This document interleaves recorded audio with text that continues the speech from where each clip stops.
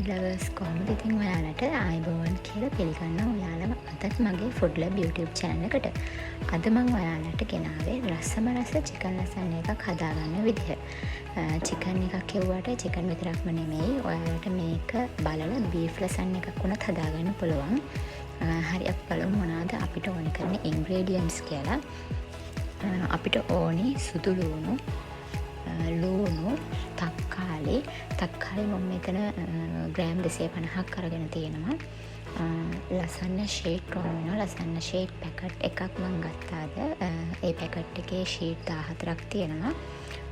Chicken gram 500ක්. Chicken කටු නැති හරියෙන් ගන්න ඕනේ. ඒ කියන්නේ චිකන් බ්‍රෙස්ට් එක ගන්නවා නම් හොඳයි. නැත්නම් කටු අයින් කරලා ගන්න. ඊට පස්සේ මම සෝස් ගත්තා ග්‍රෑම් 500ක්. ඒ වගේම ෆ්‍රෙෂ් මිල්ක් මිලිලීටර 350ක්. චීස් මොසරෙලා චීස් ග්‍රෑම් 200ක් ගත්තා. චීස් ඔයගලන්ට වැඩියෙන් අවශ්‍ය නම් තව වැඩියෙන් ගන්න පුළුවන්. ඒ ටික තමයි අපිට මේන්ලි ඕන කරන જાති ටික. ඊට පස්සේ මම දැන් සුදු ලුණු තක්කාලි ඒ ටික මෙහෙම පොඩියට කපාගෙන තියෙනවා. තක්කාලි ටිකක් වැඩිපුර අරගන්න ඕනේ. මොකද මීට් සෝස් එකට තක්කාලි වැඩිපුර ගත්තොත් තමයි හොඳ. ඒ වගේම හොඳට ඉබිච්ච තක්කාලි ගන්න. දැන් මම ලසන්න ෂීට් ටික තඹ ගන්න තමයි හදන්නේ. වතුර ටිකක් ලිපේ තියලා ඒකට ලුණු ටිකක් දාලා වතුර ටික රත් වෙනකොට මම ලසන්න ෂීට් ටික දාලා මෙන්න මේ පෙන්නන විදිහට මේ ගානට ලසන්න ෂීට් ටික තඹ ගත්තාම හරියි. ගොඩක් තැම්බෙන්න දෙන්න එපා. එතකොට අර දිය වෙලා යනවා වගේ වෙනවා. ඒක නිසා මේ ගානට ලසන්න ෂීට් එක තඹ ගන්න. තඹගෙන මම ලසන්න ෂීට් එක වතුරෙන් අයින් කරගන්නවා. ඕගලන්ට මම නම් මේ ගත්තේ කඩෙන් ගත්ත ලසන්න ෂීට්. ඕගලන්ට ලසන්න ෂීට් ඕන නම් ගෙදරදීම හදාගන්නත් පුළුවන්. දැන් මම මීට් සෝස් එකට අවශ්‍ය කරන චිකන් ටික කපා ගන්නවා. මෙතනදී මම කලින් කිව්වා වගේම ඕගොල්ලන්ට මීට් සෝස් එකට චිකන්ම නැතුව බීෆ් ගන්නත් පුළුවන්. නෝමලි ඇත්තටම ගොඩක් ප්‍රසිද්ධ ලසන්යා බීෆ් වලින්. හැබැයි මම මෙතන අපි ගොඩාක් අර බීෆ් කන්න නැති අය ඉන්න නිසා තමයි චිකන් වලින් හදන්නේ. චිකන් ටික මම පොඩියට කපා ගන්නවා. ඕගොල්ලන්ට ඕන නම් චිකන් ටික අඹර ගන්නත් පුළුවන්. බීෆ් ගත්තත් බීෆුත් කපා ගන්න හරි පොඩියට නැත්නම් අඹර ගන්න හරි පුළුවන්. මම චිකන් ටික කපාගෙන ඉවරයි.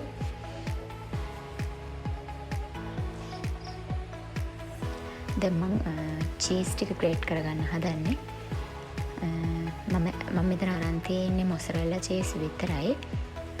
ඕගලන්ට තව මේකේ රස වැඩි කරගන්න පුළුවන්. චෙඩා චීසුත් දාලා, කියන්නේ චෙඩා චීසුයි මොසරෙල්ලා චීසුයි කවල මේ දාන්න පුළුවන්. මම චීස් ටිකත් ග්‍රේට් කරගත්තා. මම මුලින්ම ලසන්න එක හදන්න කලින් මේ ඔක්කොම જાති ටික ලෑස්ති කරගෙන ඉන්න ඕනේ. ඊට පස්සේ තමයි අපිට ට්‍රේ එක ලෑස්ති කරගන්න පුළුවන් ලේයර් කරගෙන. මම දැන් වයිට් සෝස් එක හදා ගන්නවා. වයිට් සෝස් එක අඩු ගින්දරේ හදන්න ඕනේ. නැත්නම් ඒ කියන්නේ වයිට් සෝස් එක ගින්දර වැඩි කරලා හදාගත්තොත් එහෙම ඒක අර කර වෙන්න බලනවා. උකු වෙන්නේ නැහැ. නිකන් කර වෙනවා විතරයි වෙන්නේ.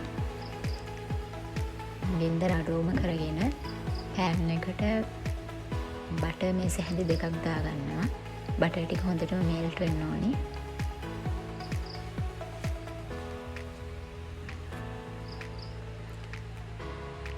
තව මදි.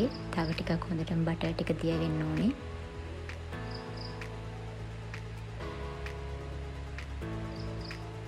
දැන් බටර් ටික හොඳටම දිය වුණාම මම මේකට පාන් පිටි මේස හැඳි දෙකක් දාගන්නවා.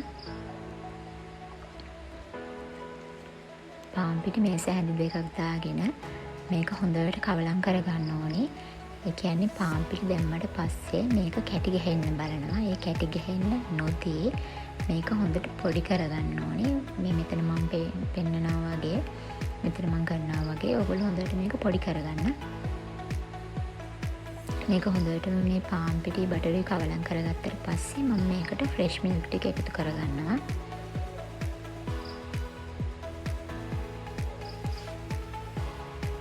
දැන් මම ෆ්‍රෙෂ් මිල්ක් ටික මේකට එකතු කරගන්නවා. ෆ්‍රෙෂ් මිල්ක් ටික එකතු කරගන්න ගමනුත් මේක හොඳට කවලම් කරන්න.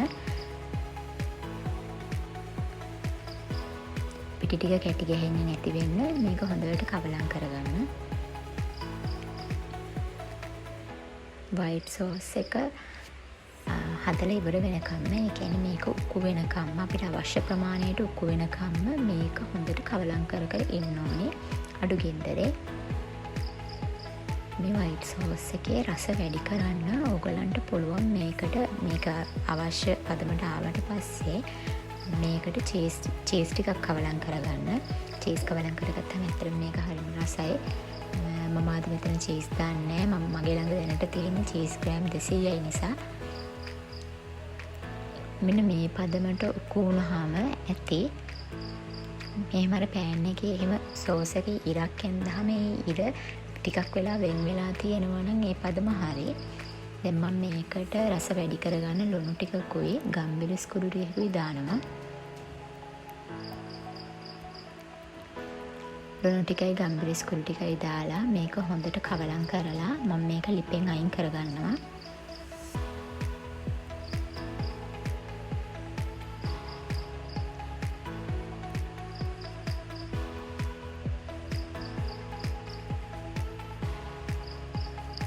ඕක තමයි හරිම පදම.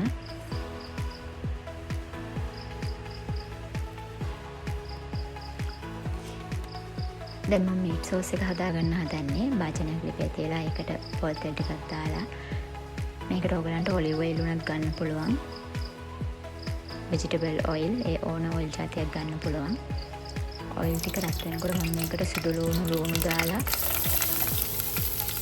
ටිකක් බෙදෙන්න දීලා චිකන් ටිකක් දාලා මේක කවලම් කරගන්නවා. මේකට මම තක්කාලි ටිකක් දාගන්නවා.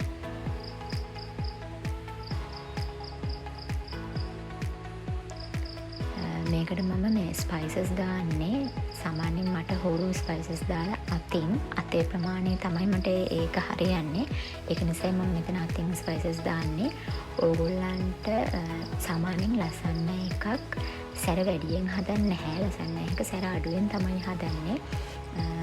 ඒක නිසා ඕගොල්ලන්ට මෙතන මිරිස්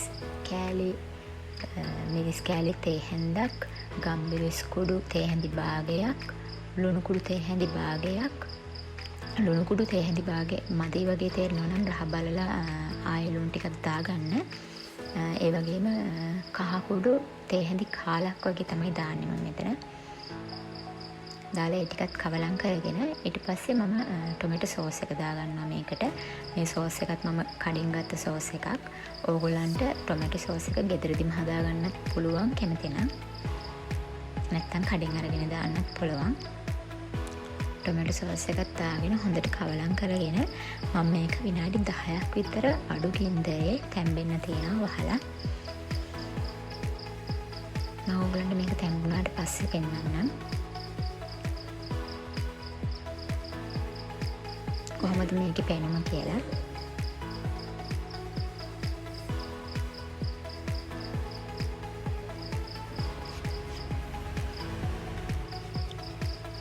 මේ තියෙන්නේ තැම්බුණාට පස්සේ විනාඩි 10ක් විතර. විනාඩි 10ක් විතර තැම්බුණාට පස්සේ තියෙන පෙනුම. දැන් මම මීට් සෝස් එකත් හදාගෙන ඉවරයි. ලසන්නයකට අවශ්‍ය කරන මීට් සෝස් එක, වයිට් සෝස් එක, ලසන්න ෂීට් එක, ඒ ටික ඔක්කොම හරි. දැන් මම මේ ලසන්න එක හදන්නේ. මම මේ ලසන්න එක ට්‍රේ එක ලෑස්ති කරන්න කලින් මගේ oven එක ප්‍රීහීට් වෙන්න දාගෙන තියෙනවා සෙල්සියස් අංශක 190ට විනාඩි 10ක්. දැන් මම මුලින්ම ට්‍රේ එකේ මීට් සෝස් එක ගාලා ඊට පස්සේ ලසන්න ෂීට් තවර ගන්නවා. ලසන්න ෂීට් ටික දාගත්තට පස්සේ මම ඊට උඩින් වයිට් සෝස් එක ගා ගන්නවා. වයිට් සෝස් එක ගාගෙන ආයෙ මම මීට් සෝස් එක දා ගන්නවා. මීට් සෝස් එක දාලා ඊට පස්සේ ලසන්න ෂීට් උඩින් දාලා ආයෙ උඩින් වයිට් සෝස් එක දා ගන්නවා. ඒ විදිහට තමයි මම මේක ලෑස්ති කරගන්නේ. මේ ලසන්න එක අපි බේක් කරන්න ඕනේ සෙල්සියස් අංශක 190ට විනාඩි 10ක් ප්‍රීහීට් වෙච්ච oven එකේ සෙල්සියස් අංශක 190ටම විනාඩි 30ක් බේක් කරගන්න ඕනේ ෆොයිල් එකකින් කවර් කරලා. ඊට පස්සේ විනාඩි 30ක් ඉවර වුණාට පස්සේ ෆොයිල් එක අයින් කරලා වෙලා තව විනාඩි 10ක් සෙල්සියස් අංශක 190ටම මේක බේක් කරගන්න ඕනේ.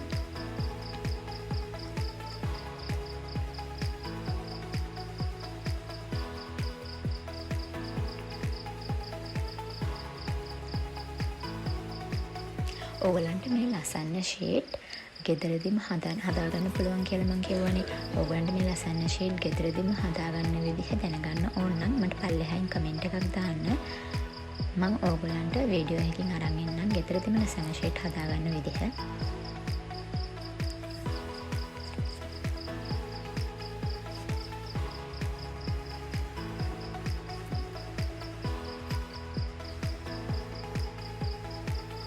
ඒ වගේම මේකේ මේ ලේයර්ස් අතර මැදට ඕගොල්ලන්ට චීස් දාන්න පුළුවන්. මොසරෙල්ලා චීස්, චෙඩර් චීස් මික්ස් කරලා දාගන්න පුළුවන් මේ ලේයර්ස් අතර මැදටත්. එතකොට ඇත්තටම මේක හරියම රසයි.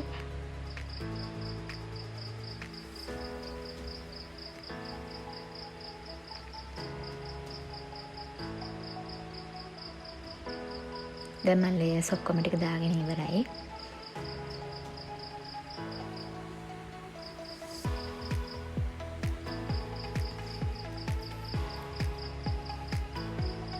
දැන් මම අවසානයේටම මේකේ වයිට් සෝස් ටික ගාගෙන ඒට උඩින් මොසරෙල්ලා චීස් ටික දාගන්නවා.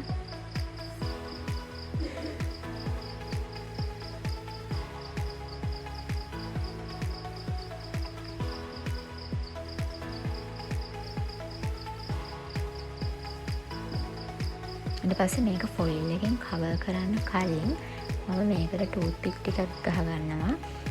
ඒකට හේතුව තමයි ඔගොල්ලෝ දන්නවත් ඇති ෆොයිල් එක නිකම්ම කවර් කරොත් මේක බේක් වෙනකොට චීස් ටික ෆොයිල් එකේ ඇලවෙනවා. ඒක නවත්තන්න තමයි මම මේ ටූත් පික් ටික ගහගන්නේ.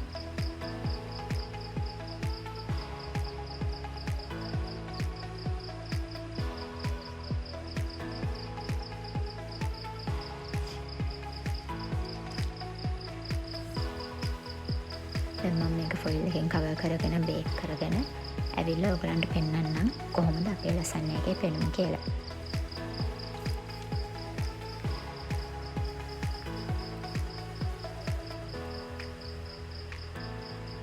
මේ තියෙන අපි හදාගත්ත ලසන්න එක පෙනුම ඇත්තටම හරිම ලස්සනයි.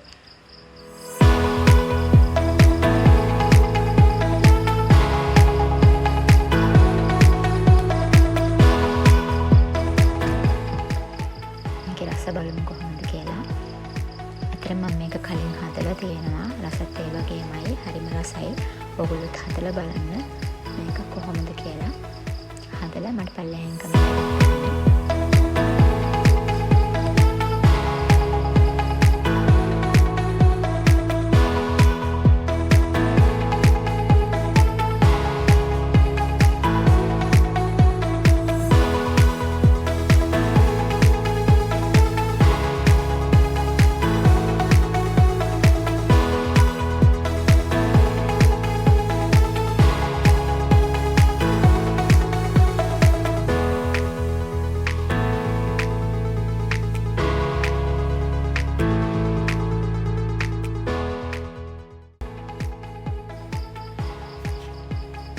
ඔයාලට තවත් මේ වගේ රසවත් වීඩියෝස් බලන්න ඕන නම් ෆුඩ් ලැබ් YouTube channel එක subscribe කරලා bell icon එක click කරන්න. ඒ වගේම මේ වීඩියෝ එකට like එකක් දාන්න අමතක කරන්නත් එපා.